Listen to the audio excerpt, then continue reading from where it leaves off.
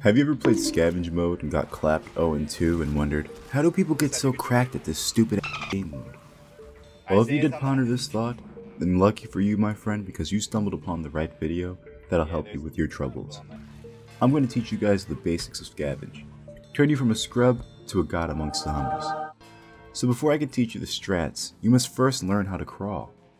Scavenge is a competitive game mode that's basically versus mode on crack. Instead of trying to survive the campaign while being slapped up by the other team, this time you gotta race against the clock and try to get as many of these gas cans in these generators while also getting slapped up by the enemy team.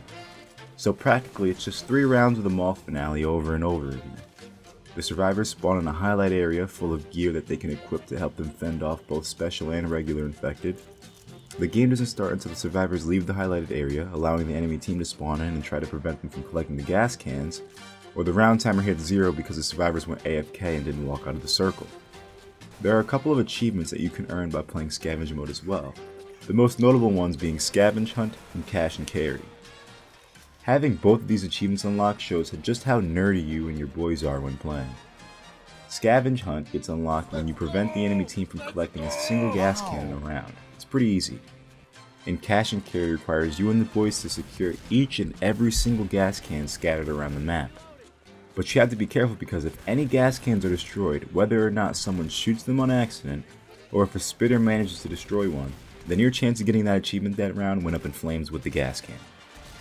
Now on paper, these sound like some pretty difficult feats, but trust me, as long as you use the strategies that I will provide in the next couple minutes, then you too can become a Scavenge champion just like me. First things first, make sure you pick the proper playing field. You know what they say, you know your backyard better than anyone else. The best maps to take an easy dub on is the Mall Atrium from Dead Center and the Motel map from the Dark Carnival campaign. Both of these maps place their cans relatively close to each other, except for the ones over by the highway on the motel. If you're playing on that map, my advice is to get these cans first because since they're far away, getting them first will actually save you more time in the long run, and just in case you need to grab a quick can for some extra time, you could just grab one of the cans in the motel rooms that you strategically left behind for a moment as such. Now, the second piece of advice I have to share is a bit more common knowledge since I see a lot of people do it nowadays, but I'll mention it just in case a few of you haven't caught on yet. The best way to get a bunch of cans in quick succession is to have a teammate stay over by the generator, and for you and someone else to go out and collect the cans and toss them over towards the generator for your teammate to put them in the generator. And make sure he uses one of those heroin needles because it'll make him put the cans in the generator a whole lot quicker than if he didn't. Now, I already see a lot of people do this, which is very good. But one thing people don't do that makes a pro spitter player like me happy is when they toss the cans, they don't space them out enough, allowing the spitter to destroy a cluster of cans with ease. Don't make this rookie mistake. Especially if you're trying to go for the Cash and Carry achievement, because like I mentioned earlier, you need to collect every can on the map. And if just one gets destroyed, then you better hope you can pull something off in the next round. And my last piece of advice for you to take a gargantuan dub every time you play Scavenge is just teamwork. It's honestly better if you can stack up with your buddies once you can convince them to play. And do like I said, usually have one guy stay at the generator while the other 3 stick together to round up the cans. Me and my team usually all scattered about because like I said at the beginning of the video, we're pretty cracked at Scavenge.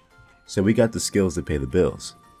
But if you have to solo queue into a game, try and communicate via text or voice chat and break down the strategy to the rest of the team. If they're experienced players, then they already know the gist of everything and will be willing to cooperate to take the dub. But if you're not so lucky and end up with a team of literal cavemen, then my friend, just save yourself the stress and do yourself a favor and just quit the game.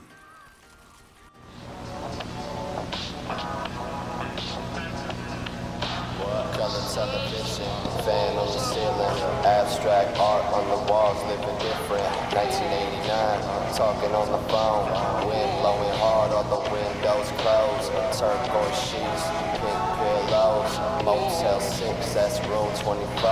Meet you in the morning, meet me here tonight. Vibrating bed, gotta say it all right.